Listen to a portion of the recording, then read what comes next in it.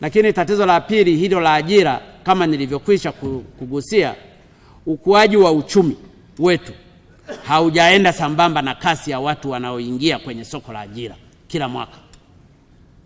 Tatizo hili la ajira ni kwa vijana wote waliosoma viwango mbalimbali vya elimu na wasio na ujuzi.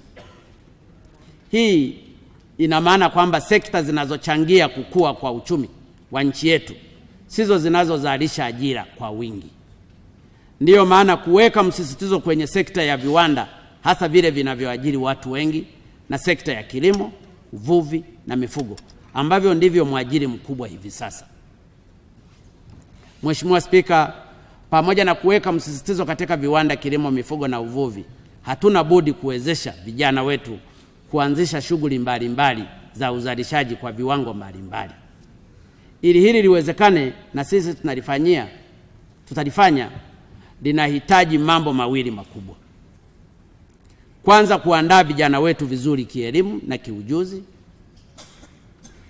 Hatuna budi kuweka mkazo katika viwanda vya ubora vya elimu na stadi za kazi wanazopata vijana wetu.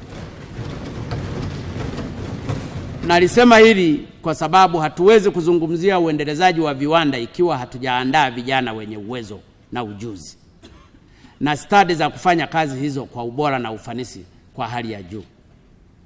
Hatuwezi kutaka kuwekeza katika viwanda vya nguo au samani ikiwa hatuna wahandisi wa mitambo wazuri, wabunifu wazuri na wenye viwango vinavyotakiwa kukabiliana na tatizo hilo. Aidha, hatuwezi kuwa na vijana wenye uthubutu wa kuanzisha shughuli za uzalishaji kama hawana elimu na maarifa ya kubuni miradi na kuiendeleza. Kwa hiyo tutaelekeza nguvu zetu katika kuhakikisha kuwa shule na vyuo vyetu katika ngazi mbalimbali vinafundisha na kutoa vijana wenye viwango vya hali ya juu vya elimu, maarifa, ujuzi na ufundi. Mheshimiwa Spika, pili ni swala la wawezeshaji vijana, hasa wale watakaotaka kujiajiri. Katika kutekeleza lengo hili, serikali ya awamu ya 5 itachukua na kutekeleza hatua mbalimbali, ikiwemo kuwawezesha vijana wanaohitimu elimu ya juu na vyuo vya ufundi kupata mitaji ya kuwasaidia kuanzisha makampuni yao kulingana na fani na walizozisomea. Lakini pia tutawawezesha vijana kuanzisha SACCOS zao na kupitia SACCOS hizo kuwawezesha kupata mikopo.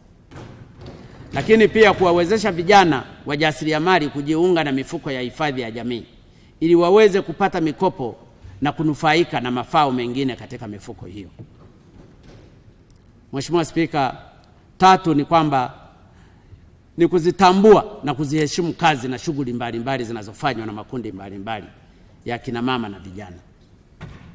Hapa namaanisha shughuli za kina mama lishe, wachuuzi mbalimbali, machinga, waendesha bodaboda, waendesha maguta na vijana wa kike na wa kiume wanaojitafutia kazi mbalimbali halali za kujipatia mapato kwa ajili ya kuendesha maisha yao.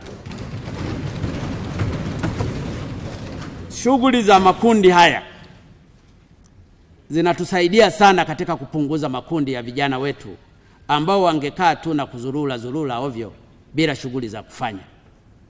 Na kwa kuwa kwa sasa uwezo wetu wa kuwapatia ajira tofauti ni mdogo, ni jukumu letu kuwasaidia na kuwawezesha kufanya shughuli zao kwa utulivu bila bugudha. Niliahidi na nataka niahidi na nirudie hapa kwamba serikali ya awamu ya 5 ikishirikiana na halmashauri zetu, wakuu wa mikoa, wakuu wa wilaya, itaweka mipango na taratibu nzuri na rafiki kwa aina ya shughuli ambazo baadhi nimezigusia. Aidha, ushuru usio wa lazima na wenye usumbufu kwa wafanyabiashara wadogo utokanao na shughuli nilizozitaja hapo tutaziondoa.